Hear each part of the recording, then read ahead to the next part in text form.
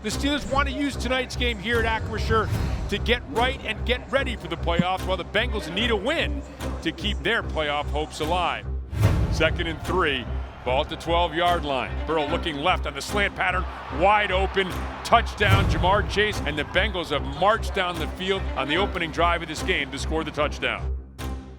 Najee Harris in an I formation with Hayward as the fullback. Wilson gets the snap. Will give to Harris off the left side into the end zone. Touchdown, Pittsburgh Steelers. Oh, yeah. Take that ball, put it in the belly of the Iron Beast. That would be Najee Harris. Get that ball, get north and south and score. Chip shot field goal attempt here for Cade York. Here's the snap, here's the kick, and that kick is up, and that kick is good. From Acrisure Stadium, 11:02 remains in the fourth quarter. The Bengals 19, the Steelers 7. Wilson back, throwing to the right, has a man wide open. It's Freiermuth, and he's in for the score at the 8:07 mark. Touchdown, Pittsburgh Steelers. Oh, was that sweet? That was as sweet as my Aunt Nellie's blueberry pie. I kid you not. That out, he hits him on that out. He turns north and south, and there's nobody. 19-17, 2-minute warning. They have one timeout remaining. Back, looking, throws, middle of the field, into and out of the hands of Freiermuth, incomplete, and that will be the game. Wow. Oh, my goodness. So the Cincinnati Bengals playoff hopes will remain alive. The Steelers will have to wait tomorrow for the outcome of the Chargers game against Vegas in Vegas to determine whether they will be the 5th seed in the AFC playoffs and heading to Houston, or the 6th seed in the playoffs and heading to Baltimore. Here we go. This pass is caught, and that's a touchdown. That's the way to work. Come on. He's hit that sack. The Steelers win the football game. Let's go. Come get it. You know what it is. This one is in the history books. Here we go. Welcome to the 84 Lumber Mike Tomlin Show. Hi, everybody, and welcome to the 84 Lumber Mike Tomlin Show. I'm Missy Matthews. The Steelers did something they haven't done since 1999. With their loss to the Bengals in Week 18, they finished the regular season with 4 straight losses. It's not the kind of momentum you want heading into the postseason, but regardless, the single elimination tournament begins on Saturday in Baltimore. Let's send it over to Bob Pompeani, who's standing by with Coach Tomlin for more. Bob. Hey, Missy, thanks very much. Of course, everybody talking about the playoff matchup. It's a clean slate, but certainly, head coach Mike Tomlin, there's a lot you can take away from what happened in the last 4 weeks. A lot of people will say it starts over, which it does, but I'm sure there are lessons learned in those 4 games that can help you moving forward. What would they be? Certainly. You can't can those games, and really I wouldn't want to. This season is a journey, a growth and development process, and if you're smart, you're learning when you're winning. Obviously, you learn when you're unsuccessful. And over the last 4 weeks, man, it reaffirmed some things, some core beliefs in us as a collective in terms of how we engineer victory, and equally as important, what makes the engineer to victory difficult. We've hung our hat on the turnover margin. We've done an awesome job in totality over the course of the season of getting the football and protecting it. But within the last 4 games, we haven't. And we feel the weight of that in terms of how some of these games unfold, particularly when you're turning the ball over in the red area, taking points off the board. We have the most reliable kicker in the game today. And so when you're turning the ball over in the red zone, you're taking a minimum of 3 points off the board. And then that brings me to the red zone execution. Games are nip and tuck. There's ebb and flow in every game, but your ability to stand up in the red zone offensively and defensively oftentimes shape the game. You got to perform on offense in the red zone. Good teams, particularly as the road gets narrow, do a really nice job of scoring in the red zone. The Baltimore Ravens, for example, are number 1 in the league in red zone touchdown percentage. And on the other side, defenses that are good do a nice job of keeping people out of the end zone. During the course of that 4-game stretch, man, we've had, a splattering of success and failure in that area. But one thing was really evident. We did a really good job the other day versus Cincinnati in terms of red zone defense, and you see how it kept us in that football game. We made those guys settle for field goals. Joe Burrow had been extremely hot over the second half of the season, had 3 touchdown passes, I think, in every ball game. We held that collective to 1 touchdown, and that red zone defense, getting stout in that area and make them settle for 3, was a catalyst in terms of keeping us in the game. By the same token, offensively, we didn't have enough fluidity in game, obviously, to control the game, to move the ball, to score the type of points that we desired. But I think we were 2 of 2 in red zone opportunities. And so the 2 times that we were in the red zone, we scored touchdowns. And so that's why we were in a close ball game, although at times it didn't feel that way. It wasn't a high level of comfort with the way that the game was unfolding. You speak of the red zone, and we saw Darnell Washington involved in one of those plays. And I'm wondering, is he more of a candidate to be somebody in the red zone who you can use in the postseason? And he has been. I think he scored his first touchdown in Denver way back in week 2 on a red zone fade. And we had some awesome days in Latrobe, pitting him against a variety of defenders in those circumstances. He has a unique body, a unique skill set, and we're interested in utilizing it. We have in the past, and certainly as you get into the single elimination tournament, certainly we're going to use it. Another guy who obviously is big to your passing success is George Pickens. He's gone through, I'm sure, a very difficult game, the last game where he was targeted 6 times, 1 catch, no yards. What do you have to do to get him more involved? And what is it that, mentally maybe that he has to overcome at this point of his career? I don't know if it's anything mentally. I think it's just waiting for the bounce back and working while you wait. There's not a guy in our locker room that hadn't had a bad game. You don't get to this level without displaying the chops to overcome those things. George has had bad games here in the past, and he always bounces back. And so I'm excited about being a component of that and seeing that happen. But in the meanwhile, man, we keep our mouth shut, we keep our head down, we work our skills of our trade individually and collectively, and we wait for Saturday night at 8 o'clock. How would you assess, Coach, the offensive line over the last 4 games? You've been in a lot of these games, but at the same time, it seems like there's more pressure coming. And how do you stop that from occurring? I think they've been more than serviceable, to be quite honest with you. Oftentimes, sacks is a reflection of their performance, but sacks is an 11-man job. Receivers got to get open. Quarterbacks got to distribute the ball and do so in a timely manner. Running backs have blitz pickup. And so probably their demise has been overstated over the course of the last month because of the number of sacks we're giving up, and really a lot of our failures have been collective ones.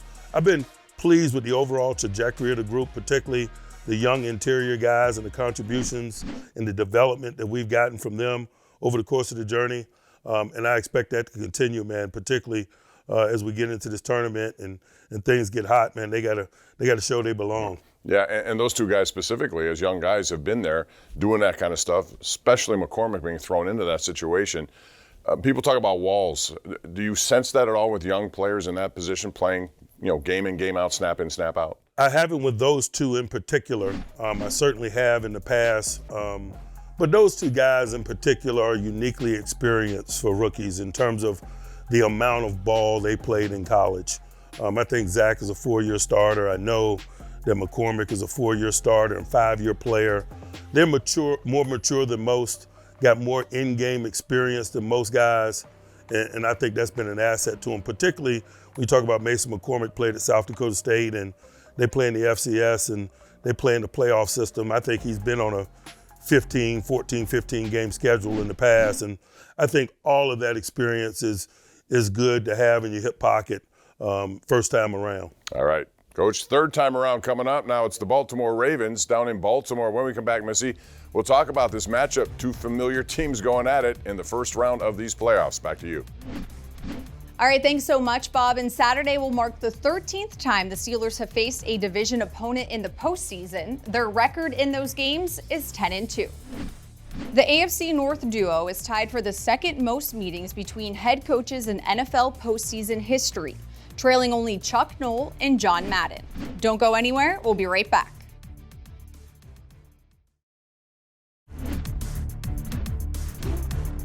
Welcome back to the 84 Lumber Mike Tomlin Show.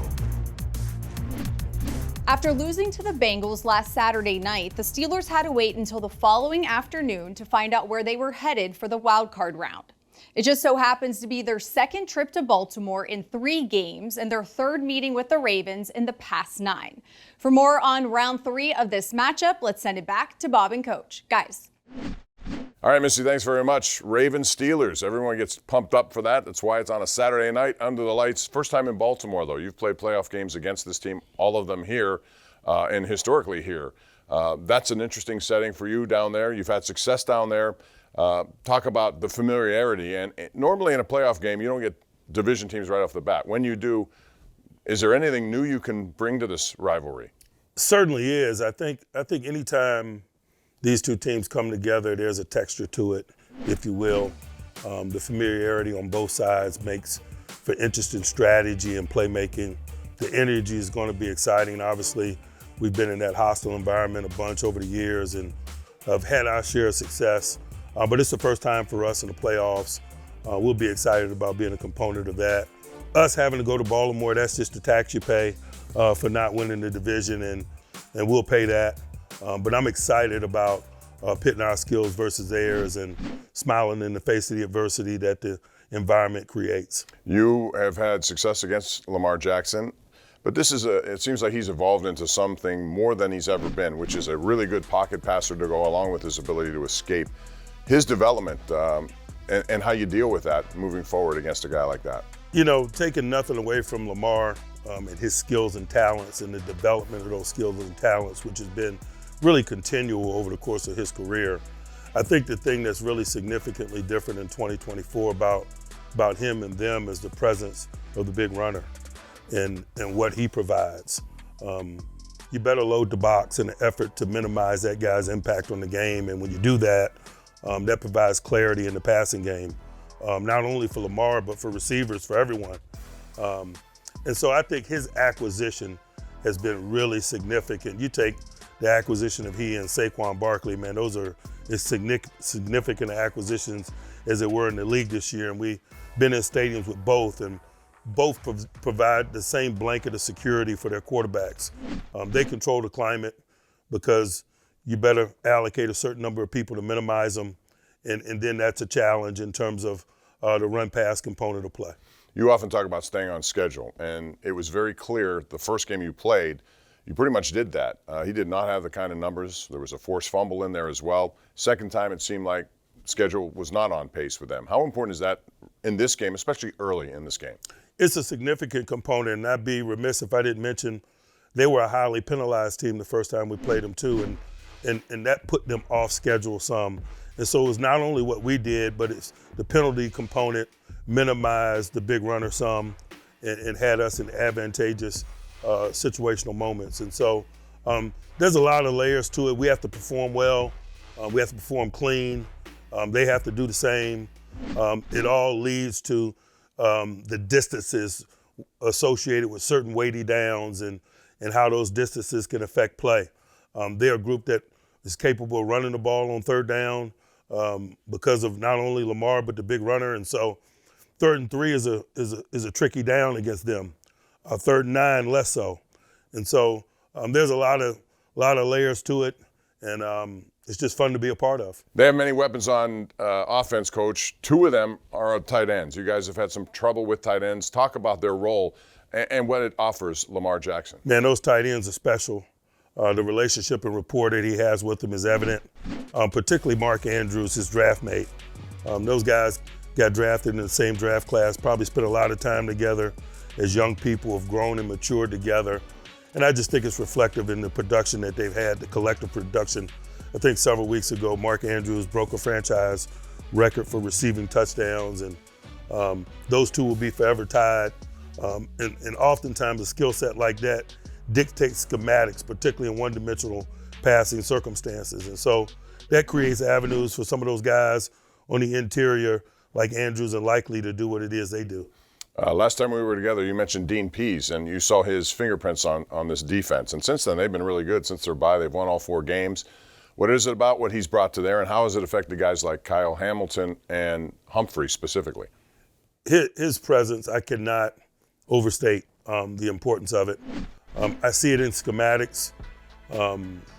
They remain aggressive while at the same time not absorbing a lot of risk. With the schematics they use, a bunch of bogus pressure, and that's signature Dean Pease, but also how they divide the labor up. They're doing a really nice job of putting the onus of a lot of their schematics on Roquan, on 44 and 14, their most significant players. They have those guys in the schematic kitchen, as we called it. they depend on those guys to make a lot of significant plays, and they do. And it's the appropriate thing. If you got good players, put the onus on them. They do as good a job of that as anyone. It minimizes the responsibility of some other more support players. And I think that the combination of the schematics, being prudent about his aggression, and the redistribution of the division of labor are the two things that have produced what you and I have been talking about. And it is not speculation, it is real. Since week 11, they're number one in yards, they're number one in points per game, they're number one in pass defense. And all of that is reflective of that redistribution and the fact that they no longer give up explosion plays and explosion points. They can get to the quarterback too. Van Noy and also Oweh, both are in double-digit sacks. Coach, thanks. When we come back, Missy, we're going to talk about the keys to this game. Baltimore and Pittsburgh, Saturday night at 8. Back to you. All right, thanks, Bob. And not only can the Ravens defense get after the QB, they've also recorded an interception in their last 4 games. Coming up next, a postseason edition of Merrill Hodges' playbook as he breaks down his keys to a Steelers victory. And now that Wild Card weekend is almost here, it's time for Yinz Chat's 2024 Playoff Challenge. Will TJ Watt have over or under 1.25 sacks on Saturday night in Baltimore? To lock in your answer, just head to the Steelers mobile app for a chance to win a Watt-signed jersey. The 84 Lumber Mike Tomlin Show will be back after the break. Welcome back to the 84 Lumber Mike Tomlin Show.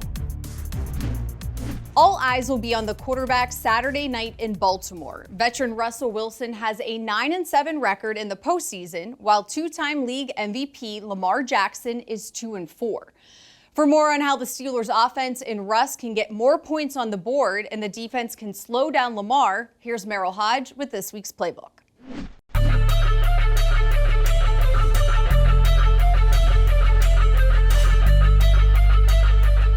Hi everyone, welcome into the UPMC Rooney Sports Complex for the AccuSure Playbook. Okay, round 3 with the Baltimore Ravens divisional matchup. How do you win the game?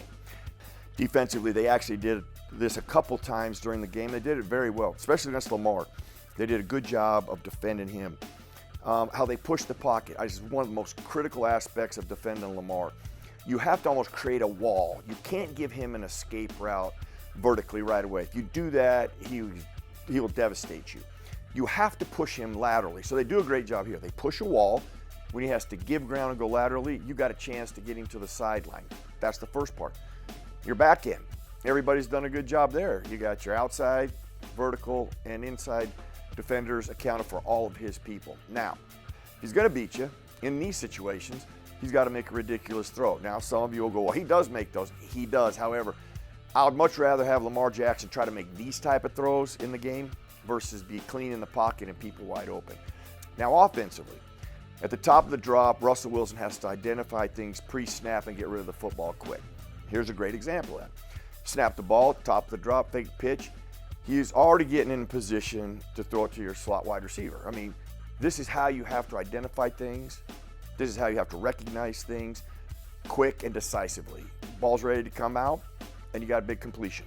That's how you beat the type of pressure they're bringing. That time they pushed the wall with 5 guys. Here's another great example. Got motion and a shift. Once everybody gets set, pre-snap read, it looks like a cover 2 initially before we snap the ball. But when we snap the ball and he gets to the top of the drop, he stays there. Russell Wilson, they've pushed the wall, give him no escape route, and he's ready to go with the football. All you have to do is identify the route at the top, which ends up being a post. Backside safety is too wide, and the routes run perfectly, and the ball comes out, and you got a big-time completion, almost a touchdown. That's how you beat what the Ravens are doing to you. So both sides of the ball. If you're better and more consistent at winning at the line of scrimmage in those ways, that's how you beat the Ravens the third time. And you can catch more of Merrill's playbooks on the team's official YouTube page. Well, Pittsburgh is looking to win its first playoff game in 7 years. Saturday will mark the 5th meeting with the Ravens in the postseason, where the Steelers have a 3-1 record. But the previous 4 games have all been played in Pittsburgh. So for more on how the Steelers can get a win in Baltimore, it's time for the keys to the game presented by your neighborhood Ford store. Let's send it back to Bob and Coach. Guys.